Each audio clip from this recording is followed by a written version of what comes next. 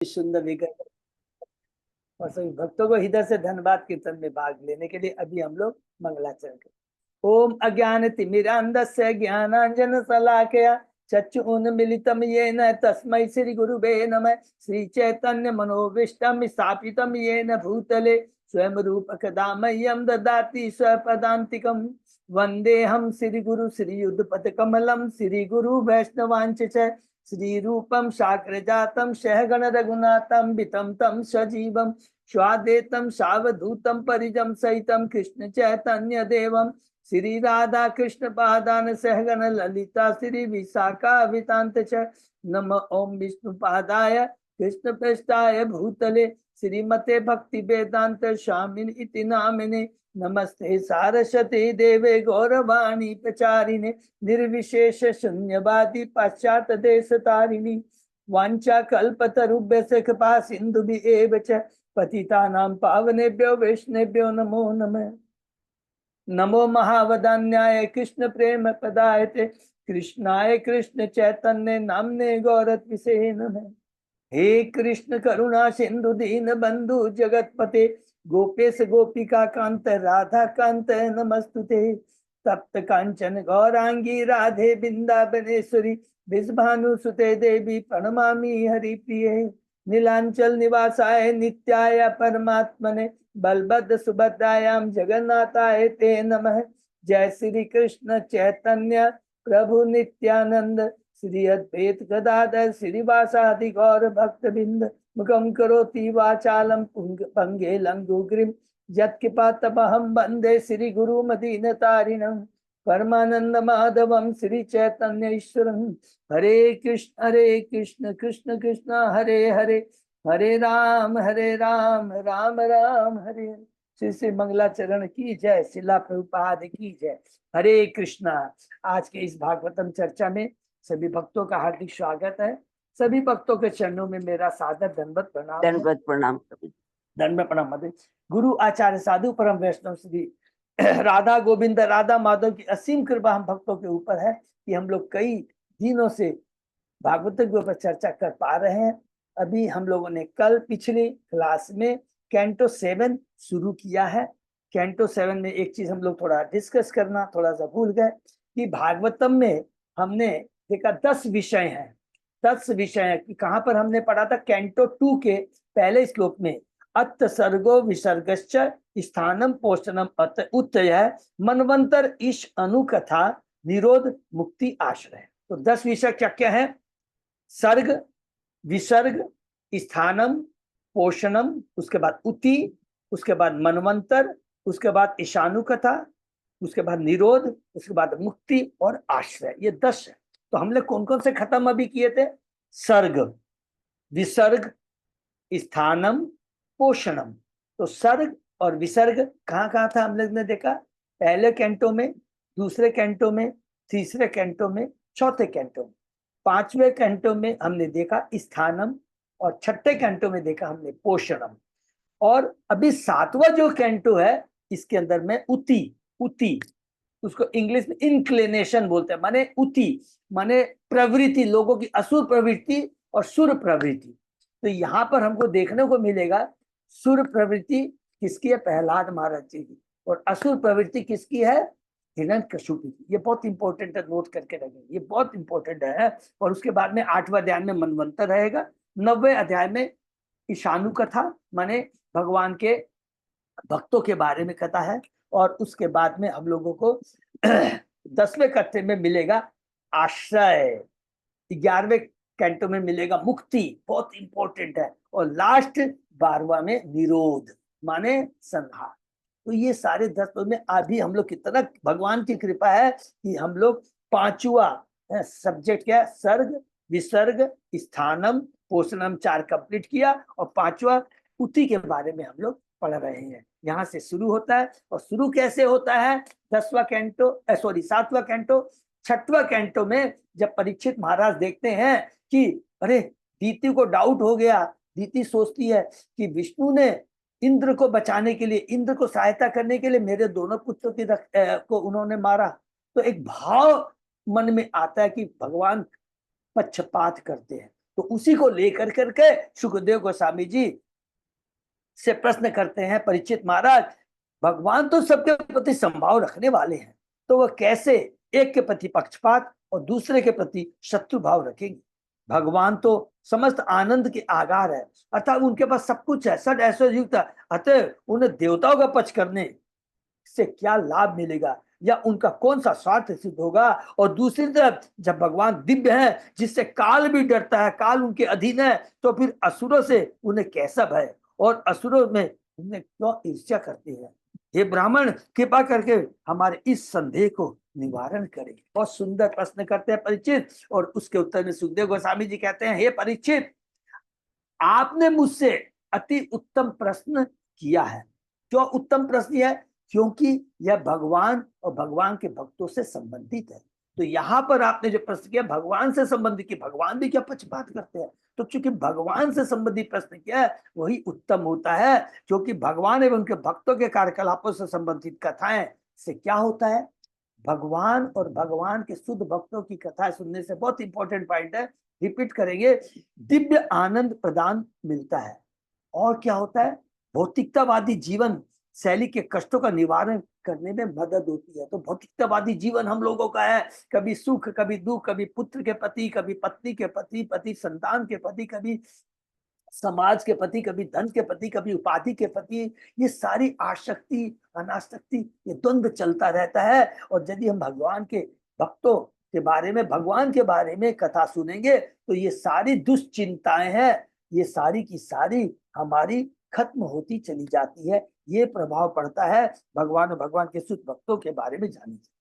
फिर सुखदेव गोस्वामी जी कहते हैं, भगवान विष्णु सदा भौतिक गुणों से परे रहने वाले हैं, अतः वे निर्गुण कहलाते हैं। अर्थात भगवान 3 गुणों से ऊपर है। हे परीक्षित, सत्वगुण, रजोगुण और तमोगुण, ये 3 भौतिक गुण भौतिक जगत से संबंधित है, अतः ये भौतिक गुण भगवान को छू भी नहीं सकते। क्यों नहीं छू सकते? क्योंकि भगवान तो दिव्य है, भगवान का शरीर दिव्य है, भगवान के धाम दिव्य है।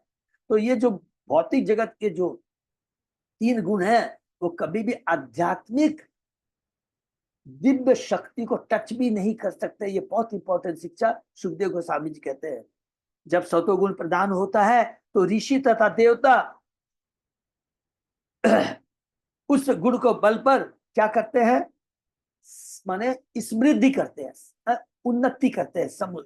जब रजोगुण प्रदान होता है तो असुरगण फलते फूलते हैं, और जब तमोगुण प्रदान होता है तो यक्ष तथा राक्षस समृद्धि करते हैं। और याद रखेंगे, इसी तीनों गुणों के ऊपर निर्भर करता है सृष्टि, पालन और संहार। कितना सुंदर कोरिलेशन है कि क्या होता है, सृष्टि के लिए किस गुण की दरकार होती है? रजोगुण की। पालन के लिए किसकी दरकार होती है? सतोगुण की। और संहार के लिए किसकी दरकार होती है? तमोगुण की। तो ये तमोगुण क्या होता है? नष्ट कर देता है, संहार कर देता है, मनुष्य को मनुष्य योनि से पशु योनि की तरफ ले जाता है।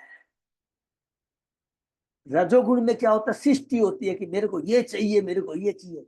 और जो सत्वगुण होता है इससे मेंटेनेंस होता है। मेंटेनेंस सबसे डिफिकल्ट होता है। हम कोई भी भक्ति में आ गए हैं, लेकिन भक्ति में मेंटेन रहना, बने रहना बड़ा मुश्किल होता है। अपने जीवन में आप कुछ भी मकान बना लिया, ओ बना लिया, बहुत खुश होते हैं, लेकिन उनको मेंटेन करना आसान नहीं होता है। बच्चों की शादी तो हो गई, लेकिन डर लगा रहता है कि दोनों एक दूसरे से रह कर पाएंगे, यानी मेंटेन करना बड़ा मुश्किल होता है। इसलिए मेंटेनेंस बहुत इंपॉर्टेंट है, ये जिंदगी में हमको याद रहे। जब भगवान प्रकृति के माध्यम से जीवों को उनके चरित्र स्वभाव तथा काम कर्म के अनुसार विशेष प्रकार का शरीर प्रदान करते हैं, तो वे प्रकृति के सारे गुण, सतोगुण, रजोगुण, तमोगुण को पुनः जीवित करते हैं। तो ये बहुत इंपॉर्टेंट चीज है। क्या होता है कि जैसी जैसी चेतना होती है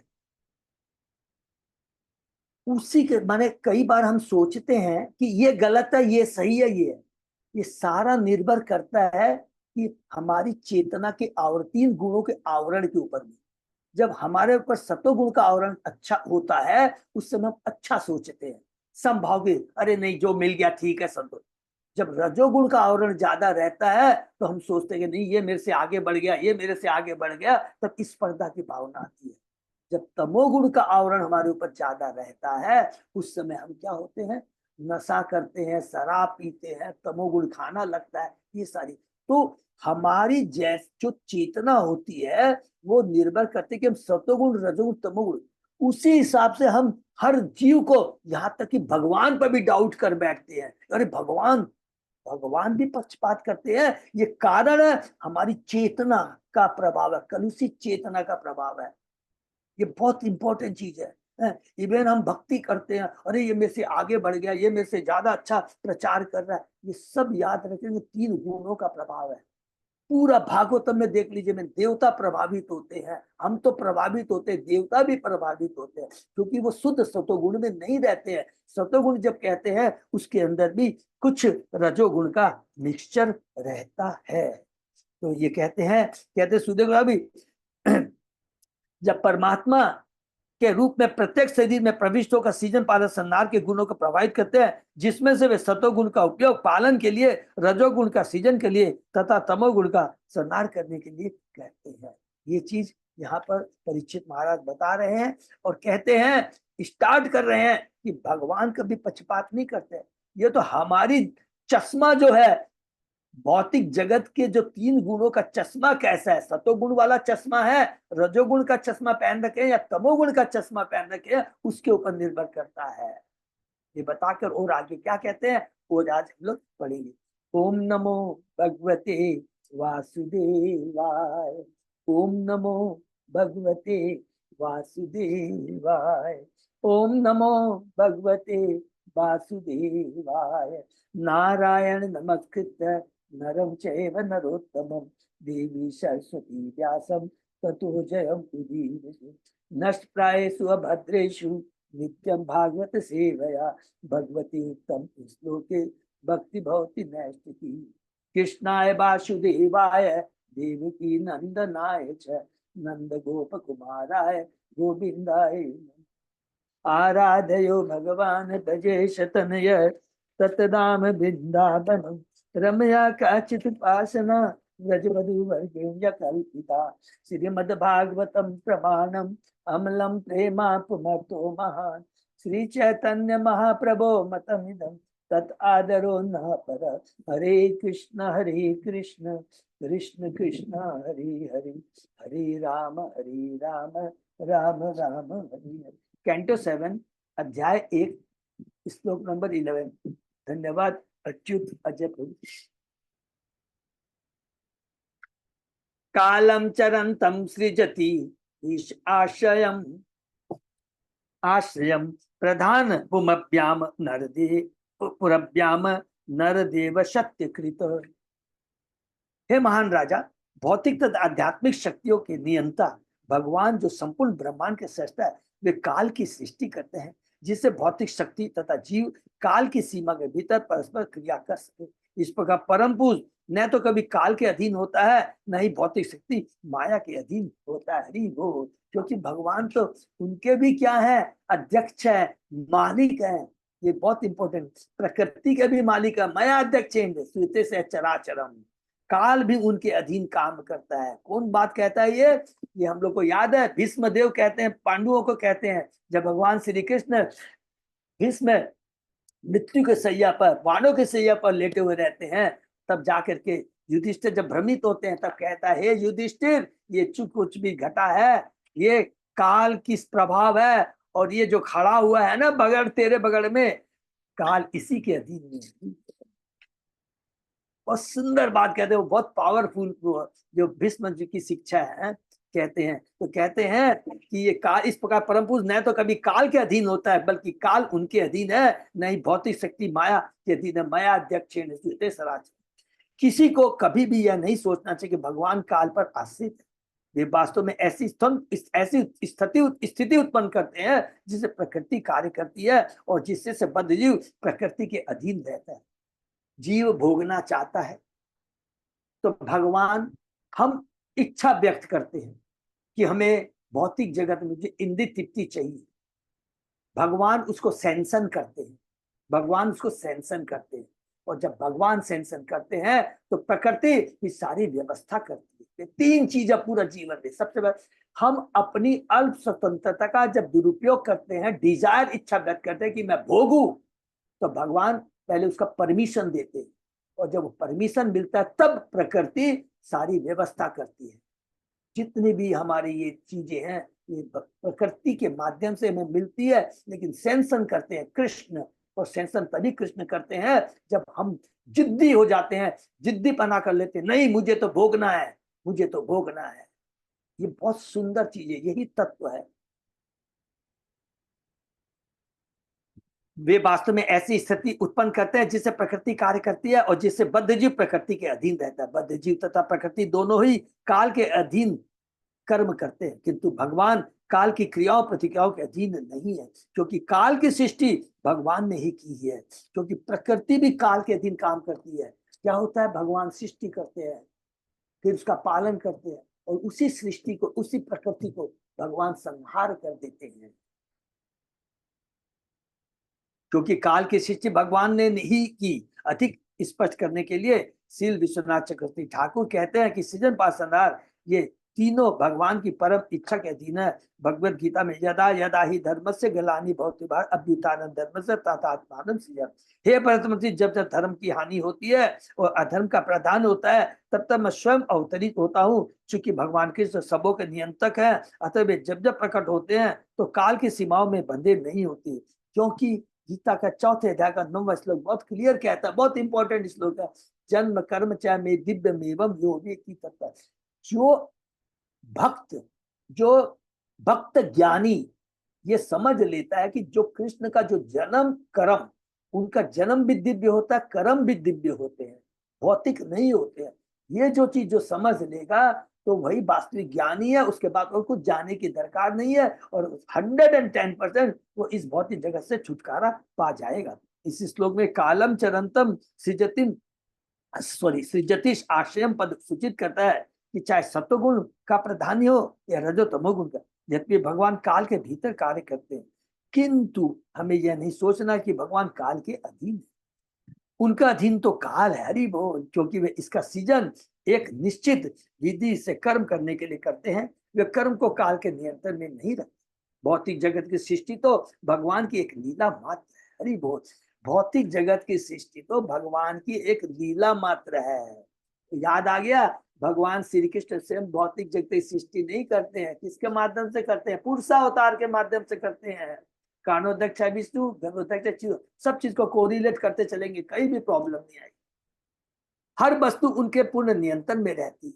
क्योंकि सृष्टि का जन्म तब होता है जब रजोगुण प्रदान होता है। जब रजोगुण प्रदान होता है कब? मुझे ये चाहिए, मुझे ये चाहिए, मैं भोगना चाहता हूँ, I am the enjoyer, I am the proprietor, I am the controller, तब रजोगुण। अतः भगवान रजोगुण को सुविधा प्रदान करने के लिए आवश्यक काल की सृष्टि करते हैं। इसी प्रकार वे पालन तथा संहार के लिए आवश्यक कालों का सृजन करते हैं। इस प्रकार यह श्लोक प्रतिपादित करते हैं कि भगवान काल की सीमाओं के भीतर नहीं है, बल्कि काल उनकी सीमाओं के भीतर है, उनके अंदर में है। जैसा कि ब्रह्म संहिता में कहा गया, ईश्वर परम कृष्ण सच्चिदानंद विग्रह अनादि आदि गोविंद सर्व कारण कारण। कृष्ण परम नियामक है, ईश्वर परम कृष्ण सच्चिदानंद, उनका शरीर आनंदभूत तथा आध्यात्मिक, उनका कार्य, उनका शरीर सब कुछ क्या है? दिव्य है, अनादि, वे किसी के भी अधीन नहीं है। जैसा कि भगवान ने गीता में कहा है, मता परतन नान्य किंचित धनंजय, हे धन के विजेता अर्जुन, कोई भी सत्य मुझसे श्रेष्ठ नहीं है। कोई भी वस्तु कृष्ण से बढ़कर नहीं हो सकती, क्योंकि वे प्रत्येक वस्तु के नियंत्रक तथा सृष्टा। हरि बोल। मायावादी दार्शनिकों का कहना है कि यह जगत मिथ्या है। नहीं, यह जगत मिथ्या नहीं है, यह जगत सत्य है लेकिन अनित्य है। तो दोनों में अंतर है। यदि कोई बोलता है जगत मिथ्या, नहीं, अरे हम सब देख पा रहे हैं, मिथ्या कह रहे, हाँ क्या है? ये भौतिक है और क्षणिक है, ये याद रखना। अतएव हमें इस मिथ्या चीज की परवाह नहीं करने। ब्रह्म सत्य जगत मिथ्या ये कहते हैं मायावादी, किंतु यह सही नहीं है। यहाँ पर सत्यकृत कहा गया, अर्थात सत्यम परम द्वारा जो भी उत्पन्न किया जाता है वह मिथ्या नहीं कहा जा सकता। हरि बोल। सृष्टि का कारण सत्य है, अतएव कारण का प्रकार किस तरह मिथ्या हो सकता? सत्यकृत शब्द का व्यवहार ही यह प्रतिपादित करने के लिए किया गया है कि भगवान द्वारा उत्पन्न प्रत्येक वस्तु वास्तविक का मिथ्या नहीं। भले सृष्टि क्षणिक हो, इसको अंडरलाइन करेंगे, भले ही सृष्टि क्षणिक हो लेकिन असत्य नहीं है, किंतु मिथ्या नहीं होती। या एष राजन अपि काल ईशिता स्वत्तम सुरानिकम इव एदयति अतः तत्प्रत्यनीकान असुरान सूर प्रियो रजय तमस्कान प्रमीणोति उरुश्रवा। हे राजा, यह काल सत्व गुण को बढ़ाता है। इस तरह यद्यपि परमेश्वर नियंता, किंतु वे देवताओं पर कृपालु होते हैं, क्योंकि वे अधिकांशतः सतोगुणी होते हैं।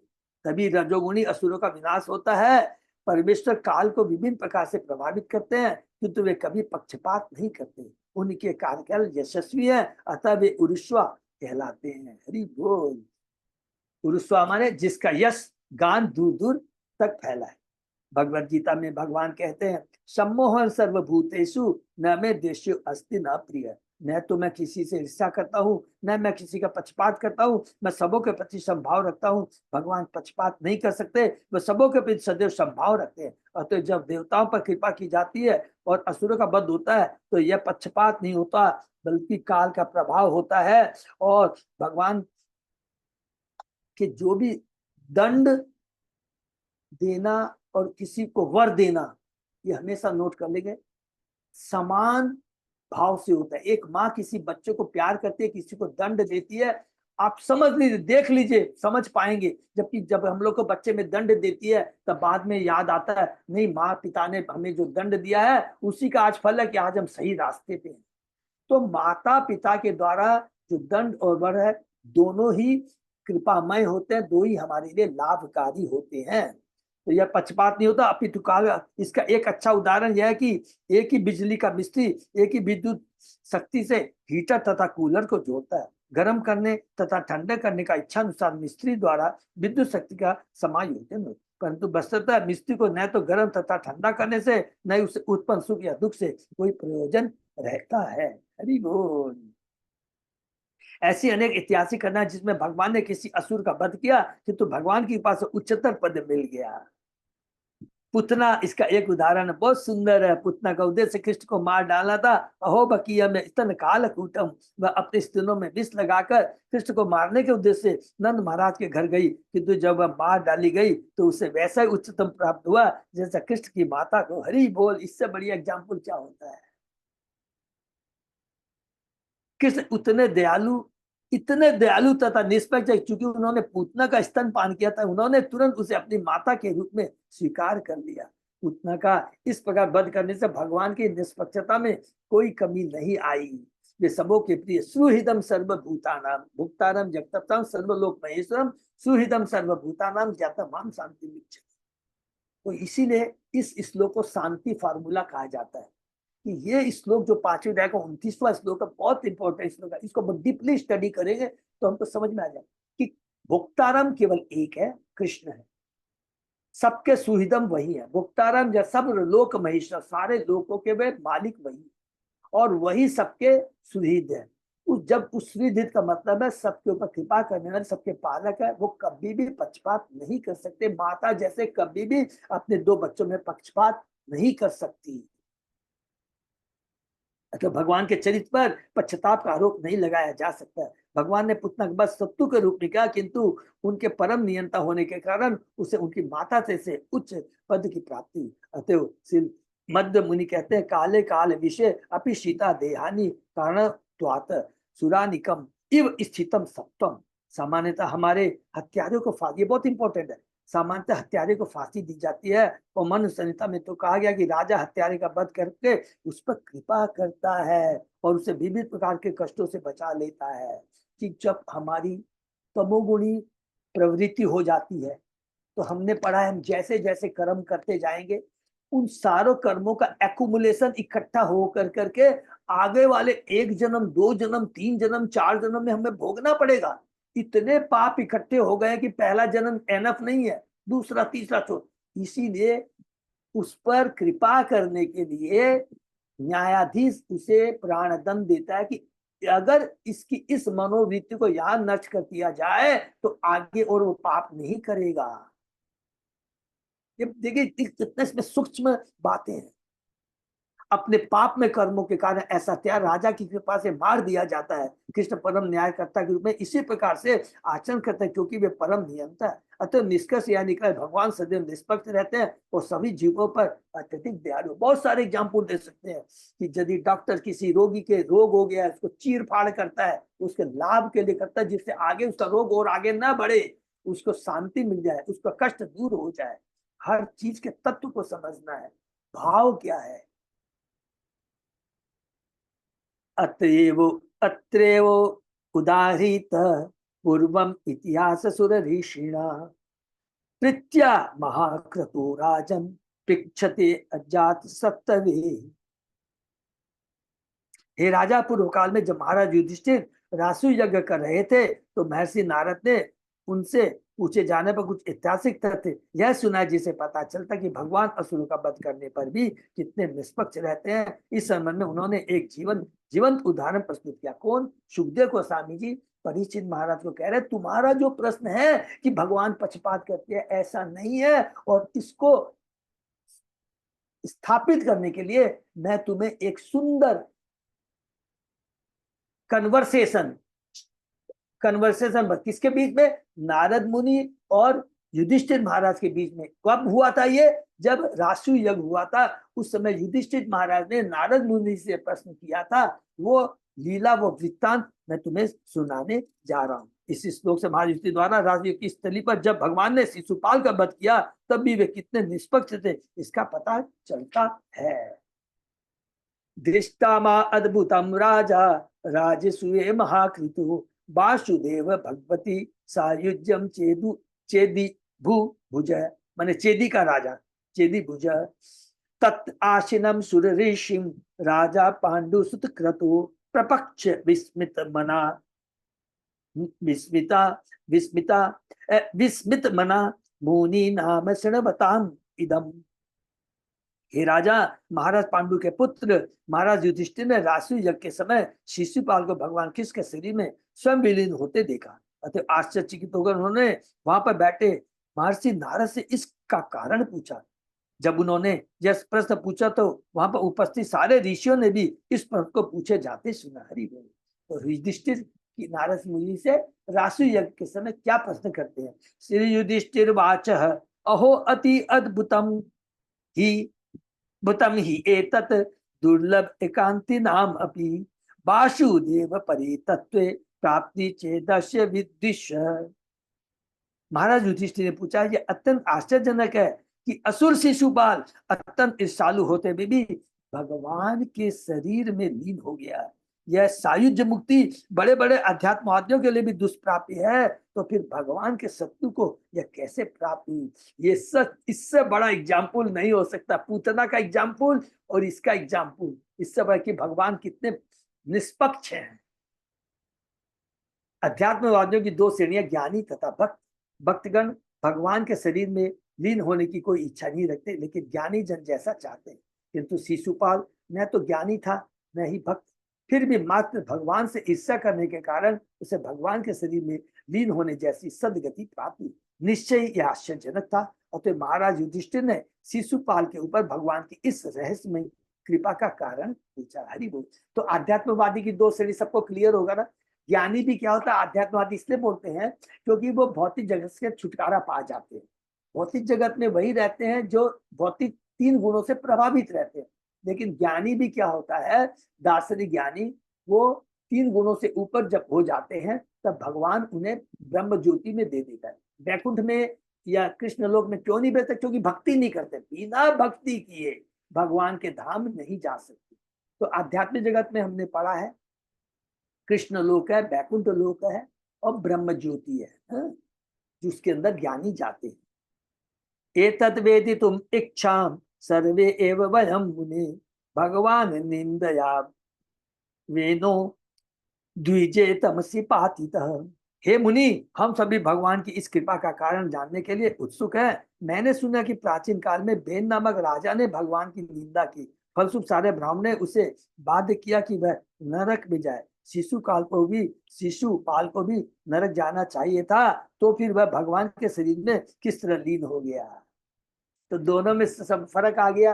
बैन तो क्या कहता था, मैं भगवान हूँ, और वो कभी भगवान की भक्ति नहीं करता, भगवान का ध्यान नहीं करता था। इसलिए ऋषियों ने उसको मार डालते, फिर मंथन से वो ना पृथु महाराज हुए थे। सबको याद है ना, हम लोगों ने पढ़ा था पृथु महाराज की लीला चौथे कैंटो में। धमघोष सुत पाप आरभ्य काल भाषणात् संप्रति अमर्ष गोविंदे दंत्र वक्ष दुर्मति। अपने बालकाल से ही जब वह ठीक से बोल नहीं पाता था, दम घोष के महापापी पुत्र, माने दम घोष उनके शिशुपाल के पिता हैं, कि महापापी पुत्र शिशुपाल ने भगवान की निंदा करनी आरंभ कर दी थी, और वह मृत्यु काल तक शिखर से ईर्ष्या करता रहा। इसी प्रकार उसका भाई दंत्र भी ऐसी आदतें पाले, हमेशा कृष्ण को, खाली कृष्ण को याद करता था, लेकिन किस भाव से, ईर्ष्या भाव से। ये बहुत इंपॉर्टेंट पॉइंट है, इसी को याद रखें। वो कृष्ण को याद करता था, 24 घंटे याद करता था, लेकिन ईर्ष्या भाव से। कंस हमेशा कृष्ण को याद करता रहता था, किस भाव से, भय के डर से कि अब कृष्ण आएगा मुझे मार देगा। तो दोनों को भगवान की कृपा मिलती है। सप्तो अस्कृत विष्णु यत ब्रह्म परम अव्ययम शिवत्रो न जात जियाम न अंदम विविशतु तमः। यद्यपि शिशुपाल तथा दंतवक् दोनों ही भगवान विष्णु की बार बार निंदा करते रहते तो भी वे पूर्ण स्वस्थ रहे। न तो उनकी जीवों में ही श्वेत कुष्ठ हुआ, न वे नारकी जीवन के गहन अंधकार में प्रविष्ट हुए। हम सचमुच इससे अधिक चकित है। किसका नाम लेते थे, बहुत इंपॉर्टेंट पॉइंट है। कृष्ण का नाम लेते थे, नाम इतना दिव्य है, भले ही ईर्ष्या भाव से जीव में कुछ नहीं हुआ, स्वस्थ बने रहे। यह है भगवान के नाम का प्रभाव, नारकी जीवन भी नहीं मिला। भगवद गीता में भगवद गीता में अर्जुन ने कृष्ण का वर्णन इस प्रकार, परम ब्रह्म परम धाम पवित्रम परम भवान। माने बहुत सुंदर है। अर्जुन जो भगवान को ग्लोरीफाई करता है कि हे कृष्ण, आप परम ब्रह्म परम धाम तथा पवित्र करने वाले। यहाँ पर इसकी पुष्टि है, क्योंकि ये पवित्र करने वाले, ये बहुत इंपॉर्टेंट, इसको अंडरलाइन कर लेंगे, मतलब बहुत दिव्य है। सूर्य है ना, सूर्य देखिए सारी गंदगी को भी सोख लेता है, तो सूर्य क्या कलुषित गंदा होता है कि नहीं? उसी तरह भगवान का नाम इतना पवित्र है, जो लेता है जिसी भी रूप से लेता है वो पवित्र हो जाता है। पाप विदम है भगवान, कभी भी भगवान प्रभावित नहीं होते हैं। यहाँ पर इसकी पुष्टि हुई है, विष्णु यत ब्रह्म परम अव्ययम।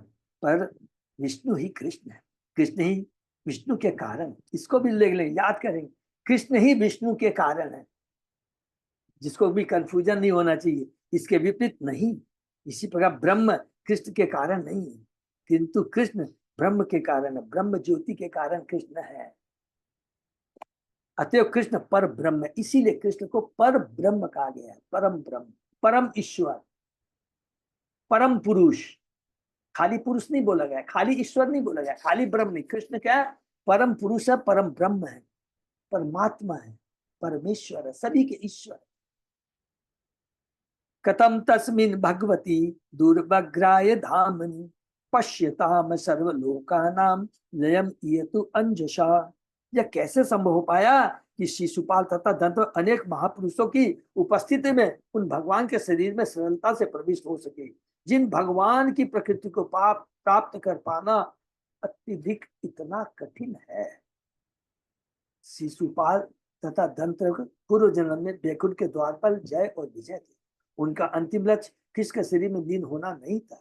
वे कुछ काल तक लीन रहे, किंतु बाद में उन्हें प्रभु के लोक में रहने तथा उन्हीं के समान शरीर प्राप्त करने, साधु सालोक मुक्ति प्राप्त करने का अवसर मिला। शास्त्र साक्षी की यदि कोई परमेश्वर की निंदा करता है तो उसको अनेक ब्राह्मण बद्ध करने वाले व्यक्ति की अपेक्षा लाखों वर्षों नारकी जीवन बिताने का दंड दिया जाए, किंतु शिशुपाल को नारकी जीवन में प्रवेश नहीं करना पड़ा। वह तो तुरंत ही सरलता साइज मुक्ति को प्राप्त। शिशुपाल को ऐसा सूचना दिया जाना कोई कथा नहीं है। वहां पर उपस्थित सभी लोगों ने देखा, तो साक्ष्य की कमी नहीं है, प्रूफ की कमी नहीं है। लेकिन यह क्या हुआ कैसे? महाराज युधिष्ठिर अत्यंत चकित थे, बड़े भ्रमित थे। महाराज युधिष्ठिर से भगवान के परम भक्त याद रखेंगे। फिर यहाँ पर भगवान की कृपा है, भगवान अद्भुत कर्म बनाए। भगवान अपनी योग शक्ति से भ्रमित करते हैं अपने परम भक्तों को, और उनके माध्यम से हम बद्ध जीवों को शिक्षा देते हैं। अगर भगवान अर्जुन को भ्रमित नहीं करते तो ये गीता कैसे लिखी जाती। अर्जुन तो भगवान के परम भक्त है, तो हम सोचते हैं कि अर्जुन भ्रमित था, वो कहने लगा ये मेरे मित्र हैं, मेरे संबंधी, इनको मारूंगा तो मुझे, इनको मार के क्या करूंगा। ये सारी जो बातें हैं भगवान की कृपा से अर्जुन के माध्यम से हमें बद्ध जीवों को शिक्षा देते हैं। भगवान आत्मा के बारे में, अपने बारे में, भौतिक जगत के बारे में, भगवान का, हमारा जीव का भगवान से क्या संबंध, उसके बारे में इसी वार्ता से, कन्वर्स अर्जुन कृष्ण के वार्ता से, एक गीता के माध्यम से भगवान हम बच्चों को बताते हैं। इसलिए गीता हमारे जीवन की शैली, एक मैनुअल है कि कैसे मनुष्य जीवन दुर्लभ है, उसका कैसे सदुपयोग किया जाए। हरि बोल, यह है गीता भगवान की। एतद् भ्राम्यति मे बुद्धि दीपा एव वायुना ब्रूहि एतत् अद्भुत तमम भगवान ही अत्र कारणम। यह विषय निसंदेह अत्यंत अद्भुत है। मेरी बुद्धि उसी तरह डगमगा रही है जिस तरह बहते हुए वायु से दीपक की लो विचलित हो जाती है। हे नारद मुनि, आप सब कुछ जानते हैं, कृपा करके मुझे इस अद्भुत घटना का कारण बताएं। शास्त्रों का आदेश है तद विज्ञानार्थ से गुरु में वाक्षितेत अभिगच्छेत। जब मनुष्य जीवन की कठिन समस्याओं से आक्रांत हो जाए तो उसको हल करने के लिए बहुत इंपॉर्टेंट है, उसे नारद परंपरा में किसी प्रतिनिधि तुल्य गुरु के पास जाना चाहिए। प्लीज इसको अंडरलाइन कर लीजिए, प्रभुपाद जी का बहुत सुंदर पावरफुल स्टेटमेंट है। जब भी जीवन की कठिन समस्याओं से आक्रांत हो जाए तो उसको हल करने के लिए उसे नारद तथा परम किसी प्रतिनिधि तुल्य गुरु के पास जाना चाहिए। तो महाराज युधिष्ठिर ने नारद से विनती की कि वे ऐसी अद्भुत घटना का कारण बताए, क्योंकि वो जो कहते हैं ना परम भागवत होते हैं, परम भागवत होते हैं। तो युधिष्ठिर महाराज किसके लिए बोले थे? विदुर जी के लिए, कि आप तो परम भागवत है, आप तीर्थ को, आप तो स्वयं तीर्थ हैं, क्योंकि आप भगवान को अपने हृदय में धारण करके चलते हैं। श्रीवादरायणी वाच राज्ञ तत्वच आकर्ण्य नारदो भगवान ऋषि तुष्ट प्राह तमाभाष्य श्रीवृत्या तत् सदा कथा। श्री सुखदेव गोस्वामी ने कहा, महाराज युधिष्ठिर की विनती सुनकर अत्यंत शक्तिशाली गुरु नारद मुनि अत्यंत प्रसन्न हुए, क्योंकि वे हर बात को जानने वाले हैं। वो नारद, अत्यंत शक्तिशाली नारद मुनि जिन्होंने व्यास देव जी को दिव्य ज्ञान प्रदान किया, जिसके चलते व्यास देव जी भागवतम की रचना कर पाए। हरि बोल। इस तरह उन्होंने यज्ञ में भाग लेने वाले सभी व्यक्तियों के समक्ष उत्तर दिया। वहां पर जितने लोग भी, सब एक से एक हस्ती थी, याद है ना, राष्ट्रीय यज्ञ के अंदर में सब लोग थे। श्री नारद वाच निंदन सत्कार न्यकार अर्थम कलेवरम अत्यम कलेवरम प्रधान परयो राजन अविवेकेन कल्पितम। महर्षि नारद ने कहा, हे राजा, निंदा तथा स्तुति, देखिए बहुत इंपॉर्टेंट है। नारद मुनि ने कहा, हे राजा, निंदा तथा स्तुति, अपमान तथा सम्मान का अनुभव अज्ञानता के कारण है। और हम लोग ऐड कर लेंगे जो हम लोग ने अभी पिछले इसमें पढ़ा, ये 3 गुणों के प्रभाव के कारण। जब हम 3 में से किसी भी एक गुण में प्रभावित रहते हैं तो द्वंद्व आएगा ही आएगा। द्वंद्व का मतलब ये भाव, ये सच है या ये गलत है, ये अच्छा है ये बुरा है, ये सुख है ये दुख है, ये मेरा जय है ये पराजय, ये मेरा अपना है ये पराया है। ये द्वंद्व भाव आएगा ही आएगा जब तक हम 3 गुणों से प्रभावित रहेंगे। बद्ध जीव का शरीर भगवान द्वारा अपनी भयंकर शक्ति के माध्यम से इस जगत में कष्ट भोगने के लिए बनाया गया है। भगवद गीता में कहा गया, ईश्वर सर्वभूतानां हृदयेषु अर्जुन तिष्ठति ब्राह्म्यम सर्वभूतानि यंत्र आरुणि माया है। बहुत इंपॉर्टेंट। हे अर्जुन, परमेश्वर सबों के हृदय में स्थित है और वह भौतिक शक्ति से निर्मित यंत्र पर आसीन समस्त जीवों के चक्कर लगाने का निर्देशन कर रहा है। भौतिक शक्ति से निर्मित, हरि बोल। भौतिक शरीर का निर्माण बहिरंग शक्ति द्वारा भगवान के निर्देशन द्वारा किया जाता है। देखिए कितनी बात लिखा है, ये भौतिक शरीर हमको क्या मिलता है, कैसे मिलता है? भगवान के द्वारा मिलता है। कैसे?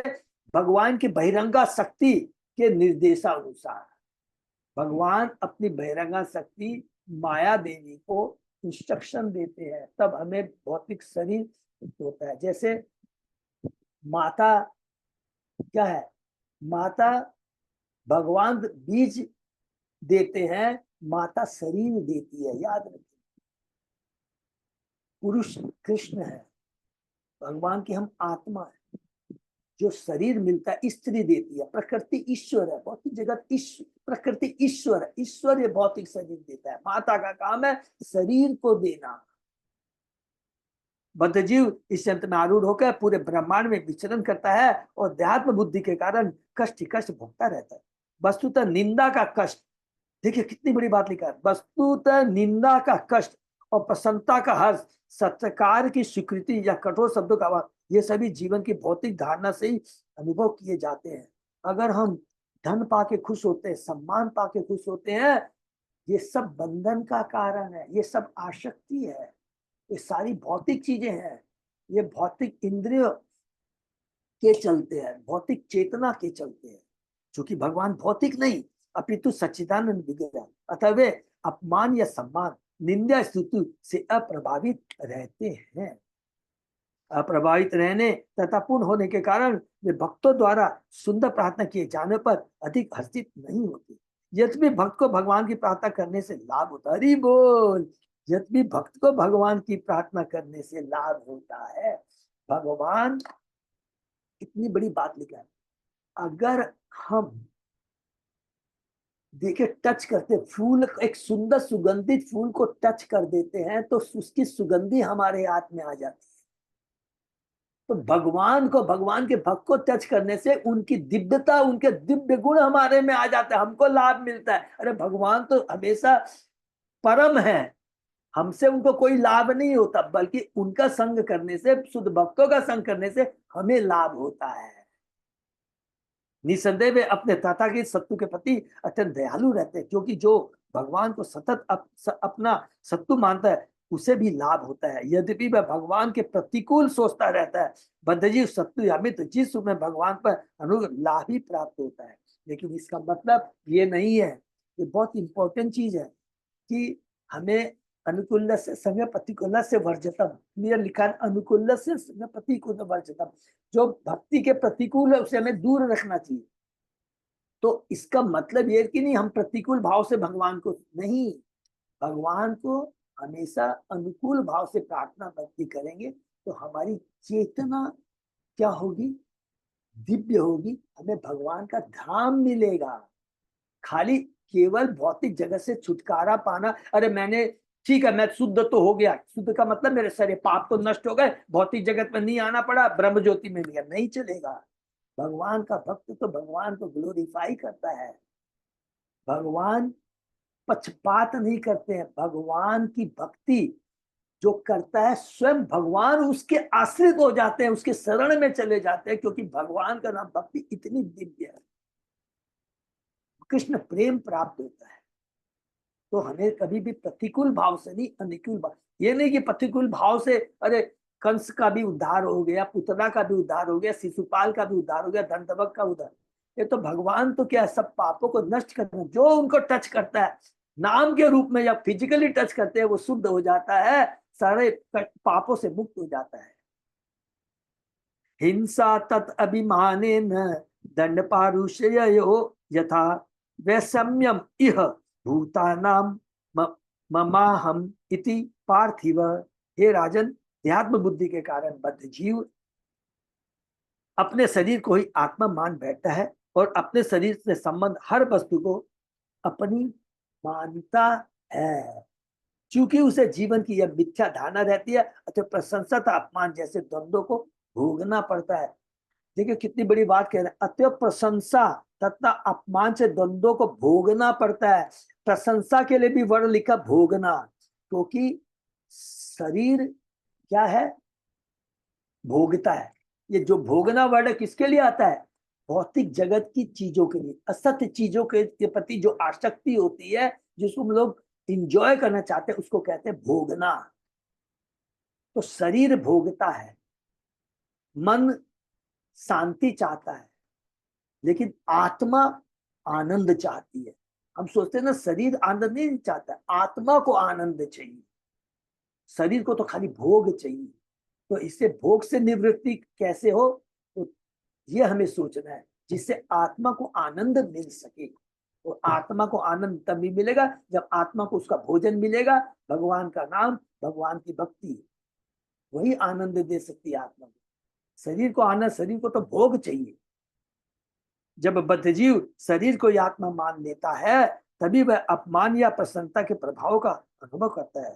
तभी वह एक व्यक्ति को शत्रु और दूसरे को मित्र मान बैठता है, और वह शत्रु का अपमान तथा मित्र का सत्कार करना चाहता है। मित्रों तथा शत्रु की यह सृष्टि उसकी देहात्म बुद्धि का परिणाम होती है। ये शत्रु और मित्रता दोनों बहुत सुंदर बात लिखी।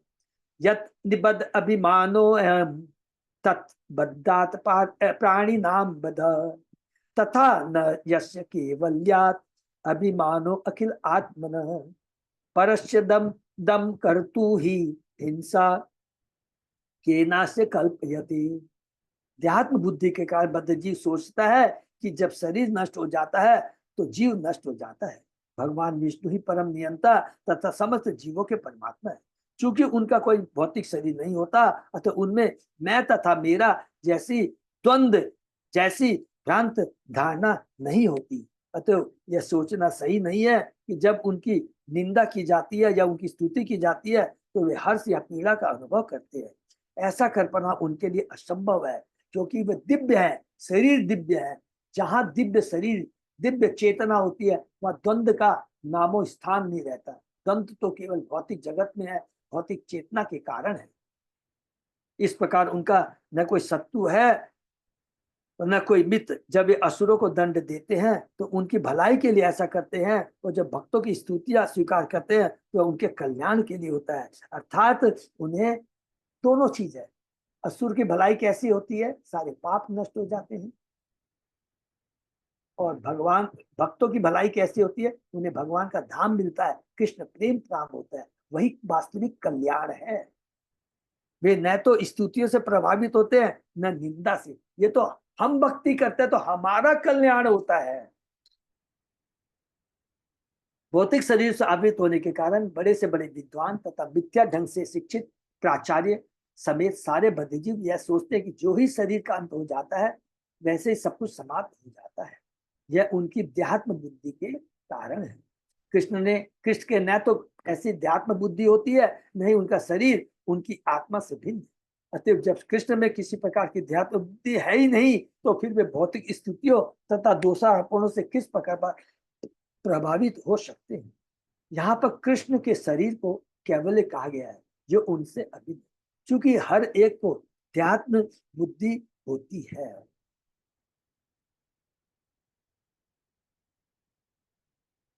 अतः यदि कृष्ण भी ऐसे भी हो तो फिर उनमें तथा बद्ध जीव में क्या अंतर। हरि बोल। भगवद गीता में कृष्ण के उपदेशों को निर्णायक माना जाता है, क्योंकि उनका शरीर भौतिक नहीं होता। जो ही भौतिक शरीर मिला नहीं कि मनुष्य में 4 अवगुण आ जाते हैं, लेकिन कृष्ण के भौतिक देह न होने से उनमें ये अवगुण नहीं पाए जाते।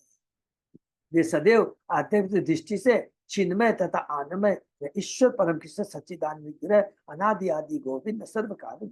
उनका स्वरूप शाश्वत आनंदपूर्ण तथा ज्ञान सच्चिदानंद, सच्चा विग्रह आनंद, चिन्मय रस तथा केवल एक। कृष्ण प्रत्येक व्यक्ति के हृदय में भीतर परमात्मा की विस्तार कर सकते हैं। भगवद गीता में इसकी पुष्टि क्षेत्रम क्षेत्रज्ञम च अपि माम विधि सर्व क्षेत्रेषु भारत है। भगवान परमात्मा है अर्थात सभी जीवों की आत्मा है।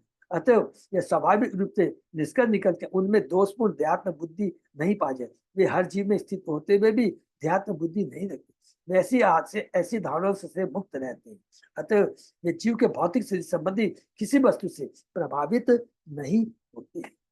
भगवद गीता में श्री कृष्ण कहते हैं, तानहम द्विशत क्रूरान संसारेषु नराधम क्षिपामि अजस्रम अशुभमान आशुरिषु एवं योनिषु।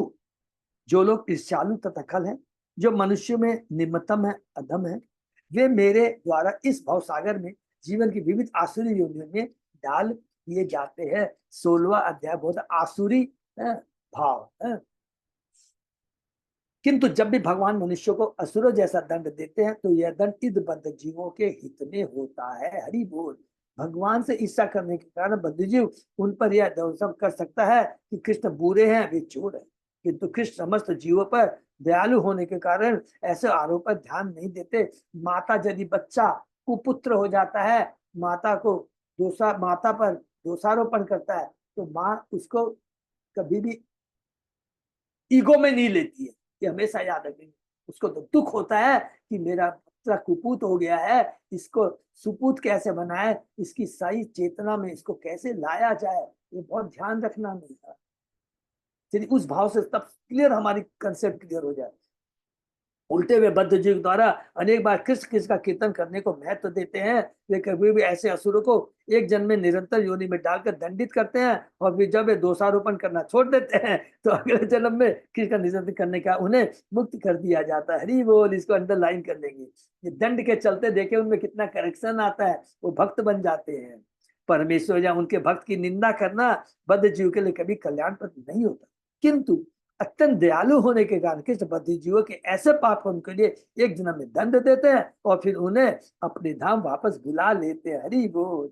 इसका सजीव उदाहरण वृत्तासुर का है, जो पूर्व जन्म में चित्रकेतु महाराज नामक महान भक्त था। क्योंकि उसने भक्तों के शिरोमणि शिव जी का उपहास किया, अतः उसे वृत्त नामक असुर का शरीर धारण करना, किंतु बाद में उसे भगवत नाम प्राप्त हुआ। इसलिए जब कृष्ण किसी असुर या बद्ध जीव को दंड देते हैं तो वे उसकी निंदा करने की आदत छुड़ा देते हैं, और जब वह पूरी तरह शुद्ध हो जाता है तो भगवान इसे अपने धाम बुला लेते हैं। तो अभी बोल्ड अक्षर में एक चीज लिख सकते हैं कि ये भौतिक जगत भोगने के लिए नहीं बनाया भगवान ने। इस भौतिक जगत को भगवान ने हमें करेक्शन करने के लिए बनाया है।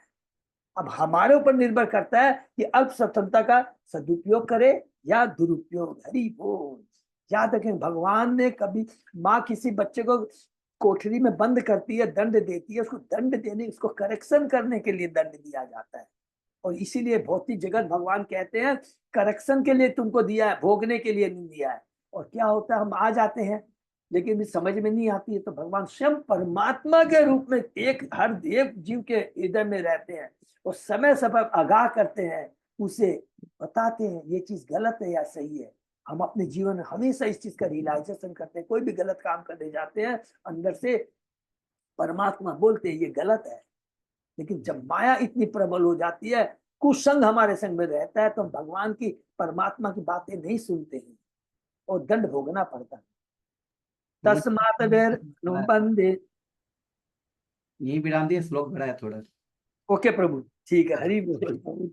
ठीक है, तो यही पर हम लोग विराम देते हैं। बहुत सुंदर यहाँ पर भगवान हमें पूरा बता रहे हैं। आज सबरी खाली कर लेते हैं कि भगवान कभी पक्षपात नहीं करते, ये एकदम क्लियर है। प्रूफ ये हो गया, भगवान माता के समान। खाली भगवान और माता को ध्यान में रखेंगे तो सारा कंसेप्ट। जब भी भगवान दंड देते हैं वो हमारे करेक्शन के लिए। ये भौतिक जगत भगवान हमें कष्ट देने के लिए नहीं बनाया, करेक्शन करने के लिए। यदि अगर हम इस, क्योंकि best use of bad bargain, Prabhupada ji कहते हैं best use of bad bargain का मतलब हुआ हम इस भौतिक जगत में आ गए, ये हमारा डिसीजन गलत है, क्योंकि हमको तो भगवान के धाम में रहना चाहिए। कोई बात नहीं, अगर आपने ये डिसीजन ले लिया कि मुझे भौतिक जगत में, गलत डिसीजन भी ले लिया है, लेकिन तो इस गलत डिसीजन का भी लाभ उठाइए ना। क्या लाभ उठाइए? भौतिक जगत में आ गए, मनुष्य शरीर तो मिल गया ना, तो मनुष्य शरीर का पूरा लाभ क्यों नहीं उठाते हैं? उसके लिए भगवान ने सारी व्यवस्था कर दी है। भगवान ने उच्च कोटि की चेतना दी है मनुष्य को, नंबर 1, कंपेयर टू पशु। नंबर 2, सारी व्यवस्था की है। कोई भी साइंटिस्ट, वैज्ञानिक किसी तक चैलेंज कर सकता है कि जब भगवान ने जो व्यवस्था की है वो कर सकता है? वो एक घास का तिनका नहीं बना सकता है। भगवान ने समय पर वर्षा, जमीन, खाद्य पदार्थ, जल, पानी सब कुछ दिया है। ये हुई भौतिक। तो आपको भौतिक चीज की कमी नहीं है। मनुष्य शरीर मिल गया, उच्च कोटि की चेतना मिल गई, सारी भौतिक चीजें मिल गई। अब चाहिए क्या? इस भौतिक जगत से निकलना है। उसके लिए भगवान ने शास्त्र दे दिया, गुरु दे दिया, और क्या चाहिए? शिला प्रभुपाद ने बुक्स दे दिया, इस्कॉन की स्थापना कर दी, इतने आचार्य दे दिए, सब कुछ दे दिए। अब हमारे ऊपर निर्भर करता है इसका हम सदुपयोग करें या दुरुपयोग। यही चीज यहाँ पर पूरे श्लोक में बताना चाह रहे हैं कि भगवान पर कभी दोषारोपण नहीं करना चाहिए। जब हमारी चेतना कलुषित होती है तो हम अच्छे को भी बुरा कहते हैं। कई बार नहीं होता है क्या, एक आदमी बहुत सही है लेकिन हम रजो तमो गुण के प्रभाव में है, उसको गलत मान बैठते हैं। बाद में समझ में आता, अरे मैंने तो गलती कर दी, इसके बारे में गलत सोच लिया।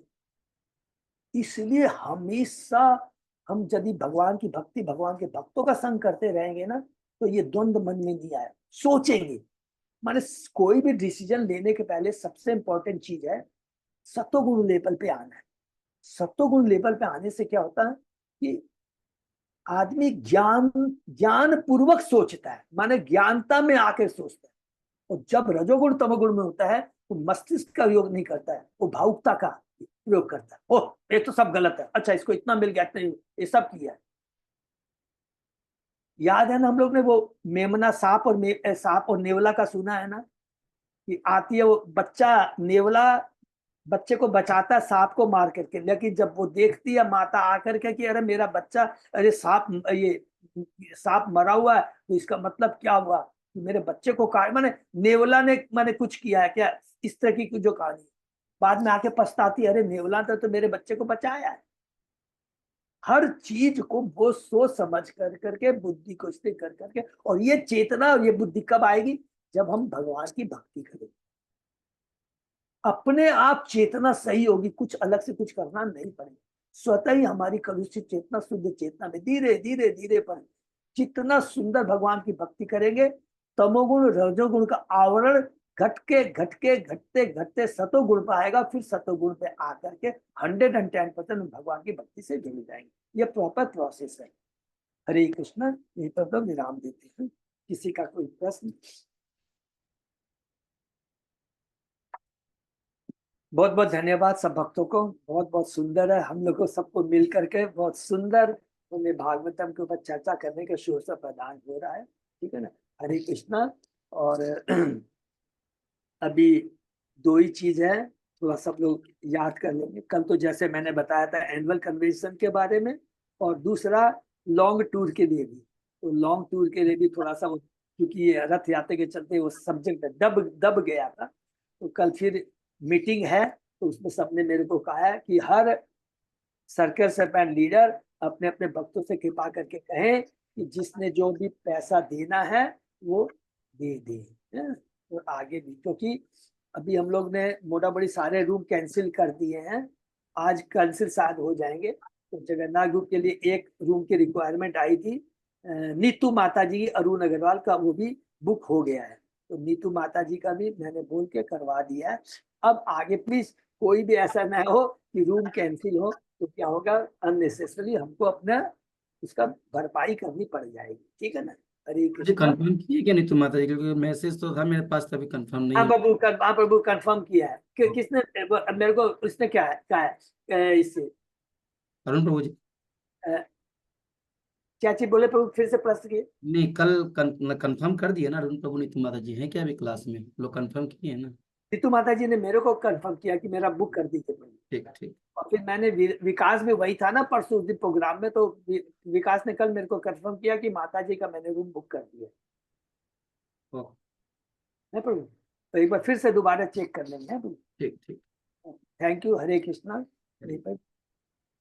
सही भक्तों का बहुत बहुत धन्यवाद। आज का सेशन ये विराम 7 बजे में।